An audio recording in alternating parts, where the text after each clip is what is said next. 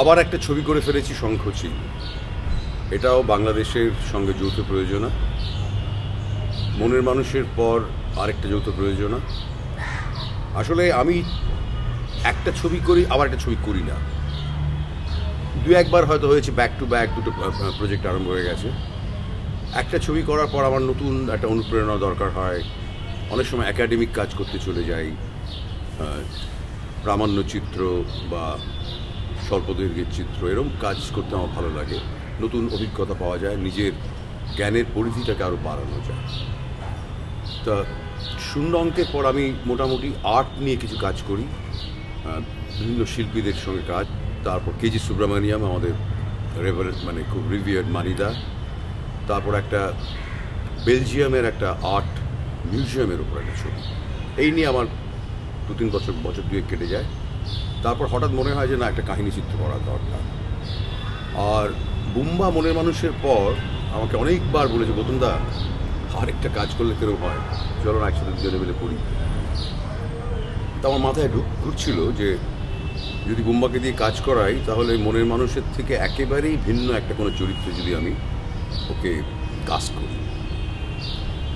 তা আমি একসময় এই দুই বাংলার যে বিভাগ, এই নিয়ে অনেক সময় ছোটোবেলা থেকে তাড়িত হয়েছি, চিন্তা করেছি। পরবর্তীকালে যখন লেখাপড়া করে জানতে পেরেছি, ইতিহাস পড়েছি, তখন মনে হয়েছে যে এই ভাগটা তো সাধারণ মানুষের কি সম্মতি ছিল বা কজনের ছিল, এর অনেক কারণ রয়েছে। কিন্তু এটা আমাকে খুবই ছোটোবেলা থেকে আমার ভেতরে ভেতরে আঘাত করেছে আমাকে।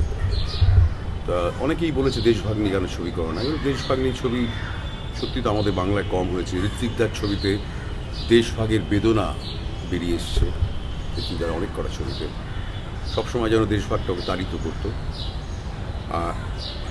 হঠাৎ এই শঙ্খচিলের মানে ঘটনাটা বলি।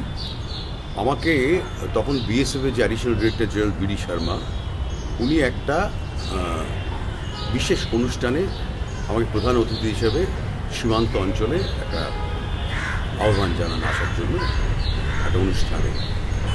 তো সেখানে গিয়ে আমি দুই দেশের বর্ডার গার্ডদের সঙ্গে নানান কথাবার্তা বলে এক অদ্ভুত চেহারা দেখি যে সত্যি তো বাংলা ভাগ হয়েছিল এমন একটা জায়গা যেখানে ঘন জনবসতি, একই রকমের গাছপালা, নদী নালা, সব কিছু একই রকমের মানুষ, একই খাদ্যাভ্যাস, একই রকমের সংস্কৃতি, মাঝখান দিয়ে একটা সীমান্ত।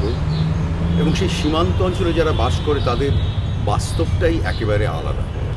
চট করে আমরা ধরতে পারবো না ওখানকার যে বাস্তব অবস্থা। তা এর অনেক কটা সত্য ঘটনা থেকে আমি খুব আলোড়িত হই এবং হঠাৎ ঠিক করে ফেলি এই বিষয় নিয়ে একটা ছবি করব। এইভাবেই তৈরি হয় শঙ্খচিলের ভাবনা।